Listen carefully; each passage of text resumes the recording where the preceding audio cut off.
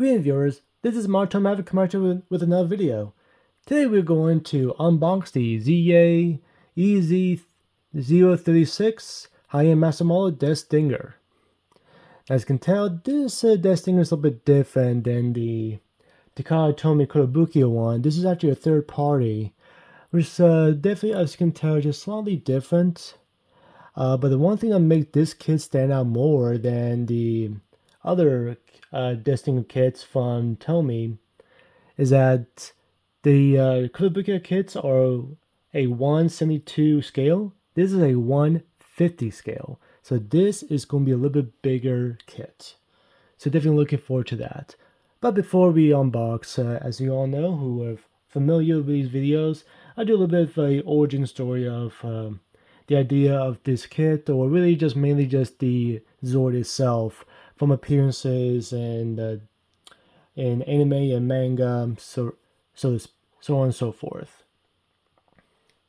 So with that being said, let's get straight to the battle story, because the battle story is a little bit different than the anime and manga, just a little bit different.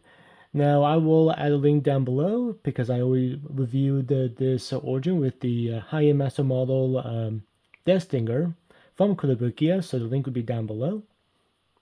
But just to reiterate, for the battle story, as you can tell that the desk stinger is a Sea Scorpion type Zoid and was manufactured by the Gallows Empire. This is a ultimate product of the Organoid Systems technology.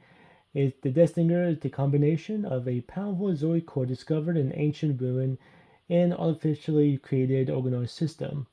The result was one of the most powerful Zoids ever created, a machine comparable in many ways to a sea-going death soar. In addition to being fully amphibious, the Zoid is capable of boring through even the densest rock. The desk stinger first appeared in ZAC 2100, or ZAC, developed by Gallows Regent Gunther Prozin as a counter to the Helic forces. Remember Prozin for later on? However, once unleashed, the Zoid became rampant, attacking both the Helic and Gallows armies. The Zoid caused a considerable amount of devastation to both armies before being defeated by a Blade Liger and a Genobreaker. Both Zoids were destroyed despite the victory, with the Genobreaker pilot being the only survivor. The desk stinger has the capability to operate completely unmanned for extended periods of time, controlled by the organoid system itself. It can also create copies of itself, apparently by altering the cores of Zords it had destroyed. Now that's enough of the battle story. As for the anime appearance, the desk stinger was first shown in Zoid's Guardian Force. It was heavily used by Hiltz during the second half of the series. The desk stinger was created by merging the Zoid cores of the two Scorpion-type Zords responsible for defeating the Death Soar. Hiltz used the desk stinger to launch a campaign of terror against the Republic and the Empire, completely annihilating several civilian populations, including New Helic City. The desk stinger was eventually defeated, but was constantly revived both by Ambient, which is a organoid that was affiliated with Hiltz. So it was revived by both Ambient and the Zoid Eve, but the Zoid core eventually was fused with Hiltz, and the core of the Death Sword revived by Prozin 4 years earlier. This combined Zoid core then merged with the body of the Death Sword, re-reckoning it as its true form. Like the Death Sword, the desk stinger was depicted many times larger than its model scale would indicate. As large as the anime Zoid was able to pick up various Zoids types such as a Blade Liger, lightning-sized Command Wolf in his claws. And since this is a 150 scale, we'll be able to have a maybe a little bit more detailed and closer look to see how it is on a larger scale. But definitely we'll compare this with the 172 scale ones. Aside from Zoid's Guardian Force, the desk stinger did not really had a cameo in the Zoid's New Century. Mainly, the tail was used for a charged pocket cannon. It was used by the Backdraft Group. They possessed it, and they used it to fire some Judge satellites during the Zoids Royal Cup, which was near the end of the series. The one thing that the Death Stinger portrayed was actually in the manga. The Death Stinger was equipped with the Berserker system, which sends combat data directly to the mind of the pilot. Only pilots implanted with special genetic material can handle the mental strain. So think about as his own memory, remembering certain battles, just getting better as time goes on. And the fact that this can be operated without a pilot just goes to show just how powerful the Death Stinger truly is. But that's enough of the origins of the Death Stinger. Let's get straight to the box. So, ZA, like I mentioned before, is a third party.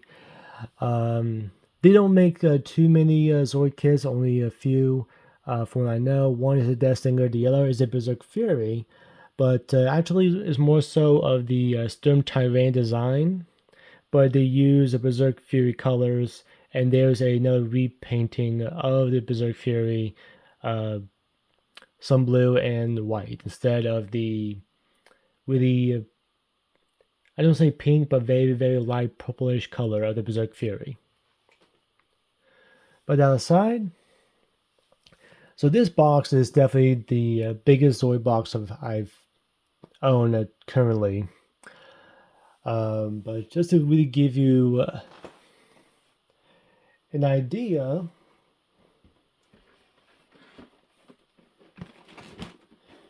here is the size of the Death Stinger ZS. So definitely bigger.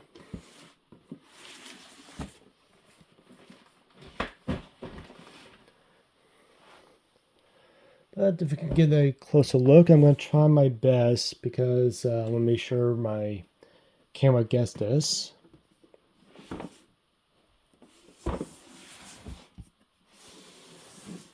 On the other side, there's no picture, just ZA Death Stinger, EZ036. On the side here, you get the Death Stinger in various poses, and a warning label.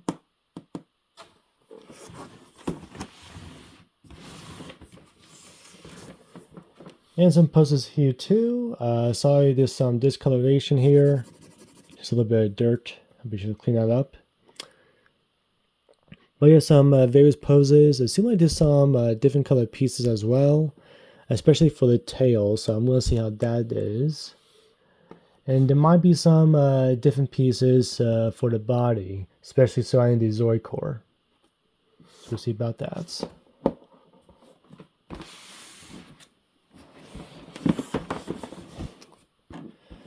But yeah, that's enough of the outside of the box. Let's get straight to the inside.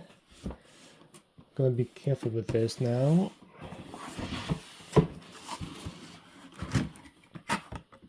Oop, I had this upside down.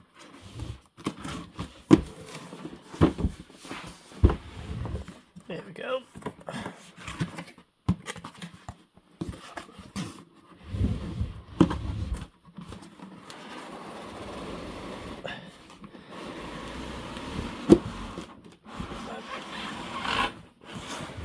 There we go.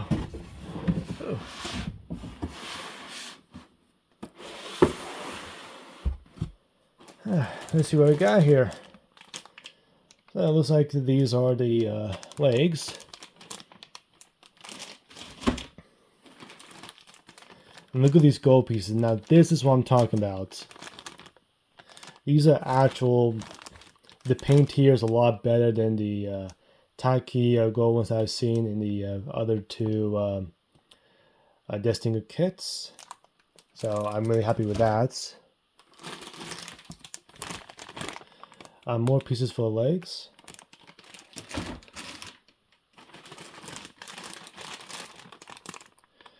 Some, obviously some Thundercloud or some gray pieces. They seem like these are for the legs as well.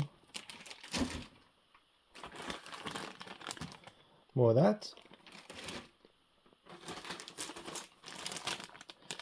And we got some pink red pieces here. These are for the legs and for the claws.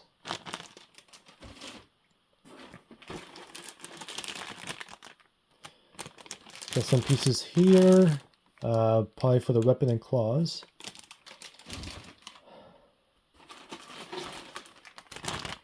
Oh, this is interesting. It seemed like the pink pieces are actually translucent. Oh, that's interesting. I'm looking forward to see how that turns out.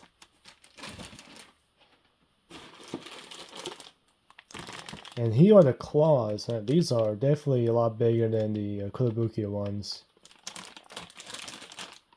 Very nice. I like that.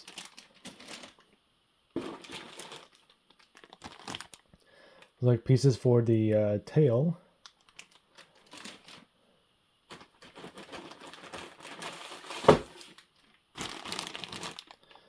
Looks like pieces for the body. Is that there? More pieces for the body.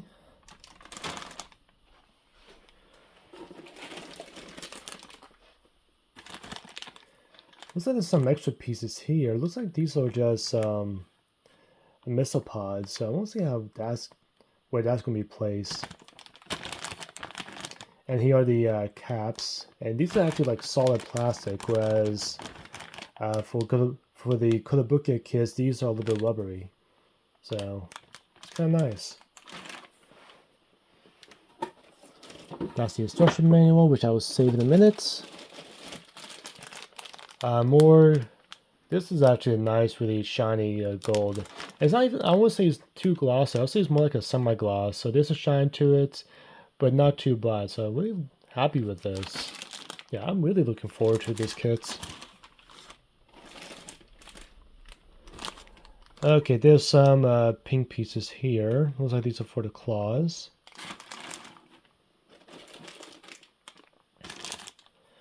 Some more gray pieces. I'll say for the legs and the claws.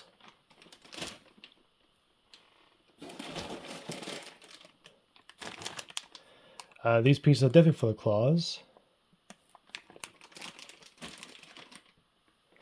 I think these have more pieces than the Kotobukiya kits for sure. More pink pieces. I may do some paint aligning on these. Don't know which color I'm going to use.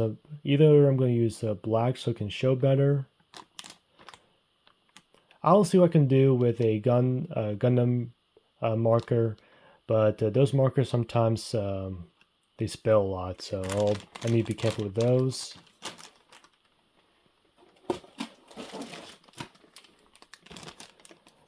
And here's some. Let's see.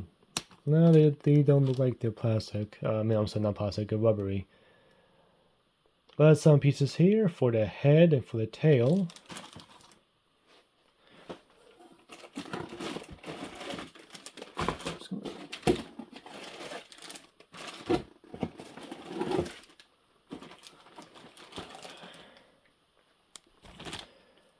More pieces for the claws and the weapon. Oh, looks like for the tail too.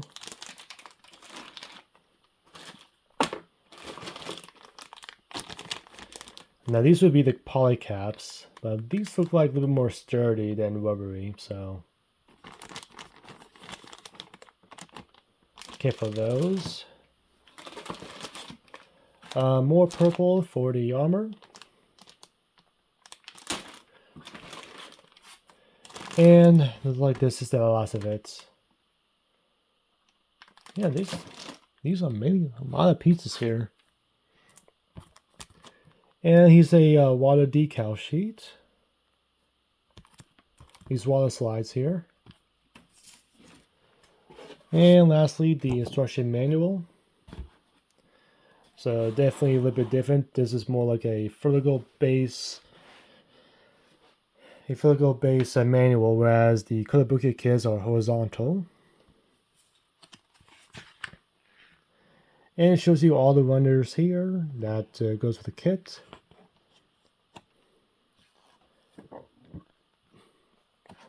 It seems pretty simple. Looks like starts off the same. build the head. Then you build the body, the tail, the legs. Looks like the legs are a little bit different. I remember the instructions for the... Oh no, this is not the legs. These are the claws. Huh, my bad. You get the front and back claws. Yep, these are for the legs. There we go. Yeah, that looks right. And for his weapon, that's on his back. And for the assembly, this is pretty neat.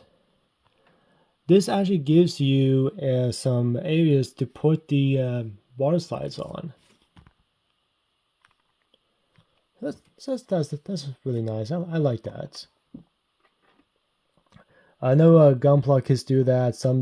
Not all Zords kits do this. They won't tell you where the decals are supposed to go. But this kit does. So that's pretty nice. I like that. And here you get some poses. And the one thing here, you can see this is a unarmored Duststinger, and on the left there is the armored Duststinger. Looks like there's actually more detail too. So these are the missile pods underneath the Duststinger, and they actually have some gold pieces there too to make it more detailed and make them stand out. So yeah, I'm looking forward to that. I'm really excited about this kit, ladies and gentlemen. Yep, and that's all for the contents of the box. I really have my work cut out for me, don't I? I am really surprised. I feel like these are definitely a lot more runners, a lot more pieces in this kit than the Kotobukiya kits thus far. Now I don't want that to be a stab at Kotobukiya. I built so many of their kits, and many of their kits are really detailed. It's just this is a little bit different. I'm just looking forward to it. Definitely it's going to be one heck of an experience. I think this is by far the biggest Zord kit I've ever put together. So I'm definitely looking forward to it, but it just goes to show I'm going to be busy for a little bit. But that's what makes this quite fun and interesting.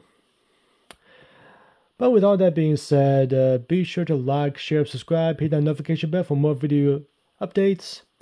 My social links are down below. Also, the link for the High Master Model Duststinger from Kotobukiya, that link is down below. There are two videos here for your enjoyment. One's the most recent update, and one is the that YouTube picked out for your viewing pleasure. So with all that being said, thank you all for watching, and until next time, keep on building.